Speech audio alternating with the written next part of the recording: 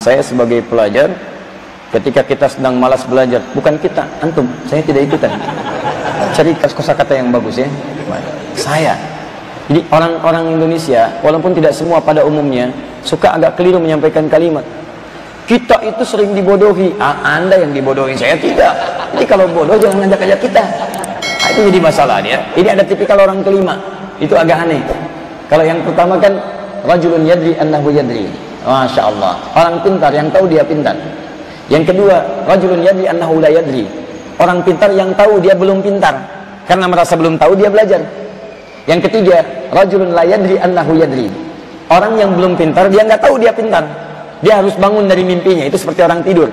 Sebetulnya punya bakat, cuman dia nggak ngerasa punya itu. Dia harus dilatih. Makanya ada guru untuk menanamkan latihan padanya. Yang keempat, rajulun la yadri annahu la yadri. Orang bodoh yang nggak tahu dia bodoh. Itu yang bahaya. Sekarang ada yang kelima, orang bodoh nggak tahu dia bodoh, ngajak orang lain ikutan bodoh. Itu yang bahaya. Habis Nabi itu baru muncul setelah 200 tahun. Masya Allah. Anda yang tidak tahu jangan ngajak orang lain bodoh. Ya, itu yang bahaya tuh. Contoh.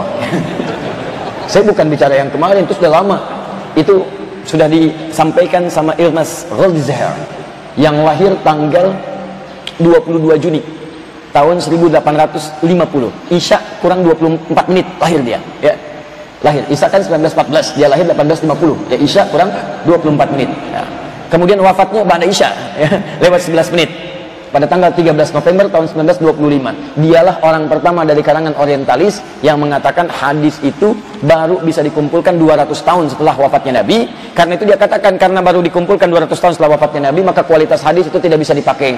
Banyak yang dhaif, banyak yang palsu, banyak yang dikarang-karang oleh orang setelahnya. Karena itu hadis tidak bisa menjadi hujah. Itu orang orientalis pertama yang menyatakan kalimat itu sejak tahun dia di periode 1850 sampai periode 1925. Dia yang pertama kali mengatakan itu. Dan itu dia nulis buku, jadi pedoman buku itu jadi pedoman para orientalis setelahnya.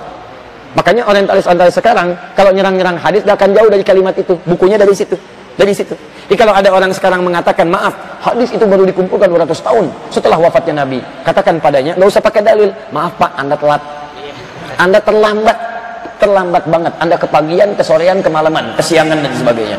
Kenapa? Karena kalimat itu sudah lebih dulu disampaikan oleh orang dulu. Kasusnya sudah selesai. Jadi Anda terlambat bangun, terlambat hidup, dan terlambat menyampaikan pendapat. Sederhana sebetulnya. Ya. Dan yang dulu lebih pintar. Karena yang dulu itu hafal hadis, tahu, dia kumpulkan, dia analisis. Yang sekarang, itu tadi golongan keempat plus yang kelimanya. Hafal hadis tidak, bahasa Arab tidak tahu, ngarang buku juga tidak, nyebutkan bendera salah, gitu kan? Itu yang jadi masalah. Kita agak repot. Dan jangan kebanyakan dibahas. Habis waktu kita untuk bahas yang tidak bermanfaat.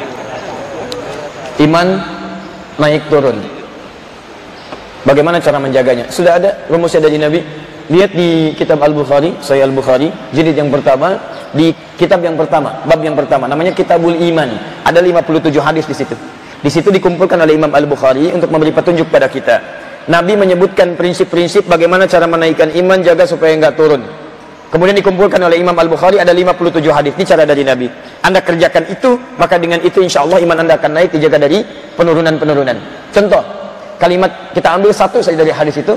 Al-imanu yazidu wa yantaqis. Yazidu bil ta'ati wa yantaqisu bil ma'siyah. Iman itu bisa naik, bisa turun, bertambah, berkurang. Dia bisa naik dengan mengerjakan banyak ketaatan. Ini rumusnya. Yazidu bil ta'ah. Tingkatkan amal soleh. Salat, naik di salat sunnahnya, tahajudnya, duhanya, macam-macamnya. Begitu naik puasanya. Rumus keduanya, wa yantaqisu bil ma'siyah.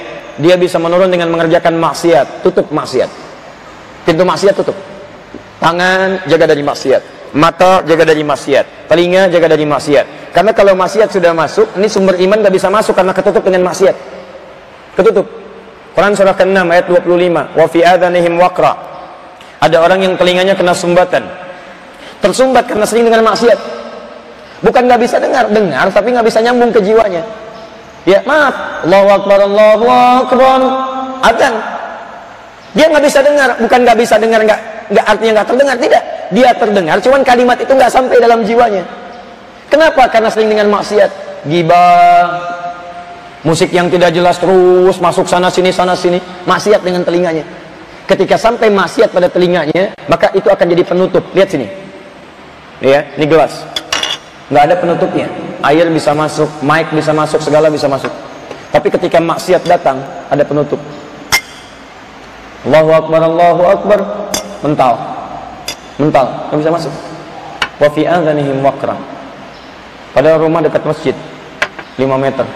Speaker masjid ke rumahnya begini. Gak kedengeran, gak bisa. Wa fi adhanihim waqra. Ada yang kepandangan, wa ala absarihim ghishawah. Quran surah 2 ayat ke-7. Kebanyakan maksiat lewat mata. Maaf, lihat gambar-gambar maksiat, TV maksiat, di handphone maksiat dan sebagainya.